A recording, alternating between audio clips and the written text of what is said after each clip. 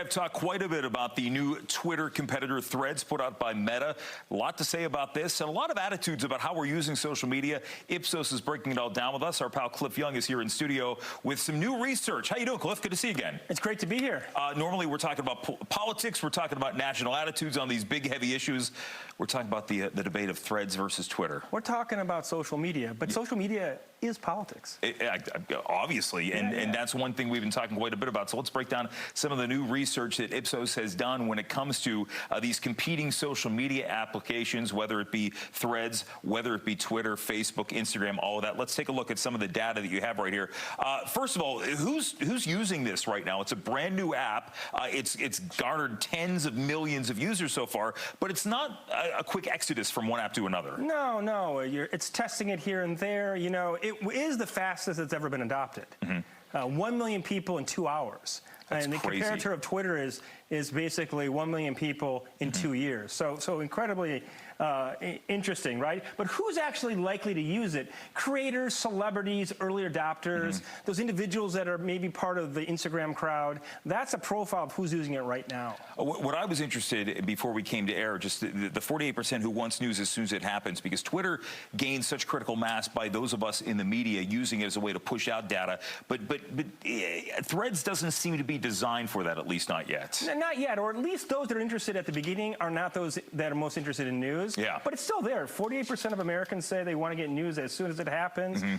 They're looking at Threads. Now, what I'm interested in, 51% of Instagram account owners, because this is built on the back of Instagram. So basically, if you have an Instagram account, you download the app, you have a Threads account too there. So, but we are still seeing a number of people who are on Twitter now crossing streams here. Yeah, we have 58% that are interested. That basically they have Twitter, but they're going over to Threads. And we have 51% of those that have Instagram accounts now having a Threads account. Yeah, it is interesting. People are still dabbling. They're testing it out. They're not quite sure. Well, that's what it's all about sometimes, you know, the trial and error and seeing what's going to work and what's not going to work. Some of the other numbers that you're taking a look at tonight as we break down this brand new frontier, nearly half of all Twitter users say they are likely to migrate their activity to Threads. This is something, obviously, you talk to people who have Twitter accounts with. Exactly. And 46% of those that actually have a Twitter account say they would migrate to Threads. Now, that's aspirational. 17 plus 29 gives us 46. But that's aspirational. And the profile is the same, once again, of those that are likely to use. Those creators, those early adopters, those that want to live lives of celebrities. Again, the Instagram crowd. All right, let's look at some of the other numbers, because clearly when we talk about all these competing platforms out there, Facebook, Instagram, Threads, all one entity really under Meta. But you ask, which of the following social media networks do you think each of these statements describes the best? Is dominated by extreme and unpleasant people. 40% say Twitter. Say it isn't so. It is so.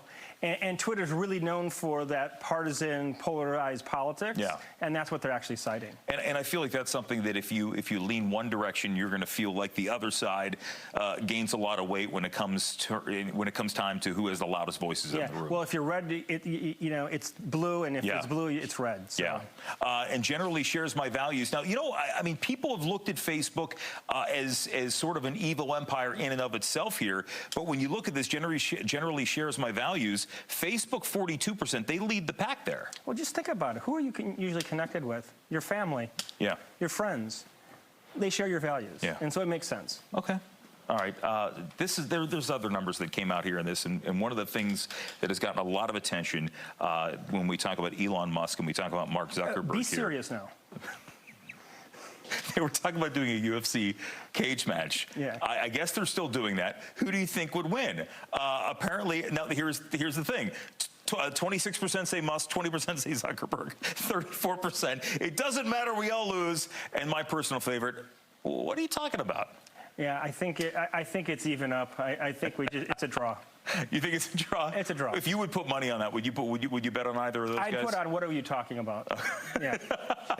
In the realm of asking people questions about this, did we think that we would be talking about billionaires in a cage match, in addition to what has been a potentially altering platform to the game here. Well, we wanted to have fun with it too. Yeah, right? well, that's the most important part about it. Yeah, sometimes we have to give context, and the context is people are much more interested in what they get out of it, the content, the interaction with friends and family, than who actually is behind it. Yeah, well, it's nice to do it online, but it's also better to do it in person. We have Cliff Young joining us here on the show. Good to see you again, my friend. Thanks for coming in. Thank you. And the Final Five is back right after this.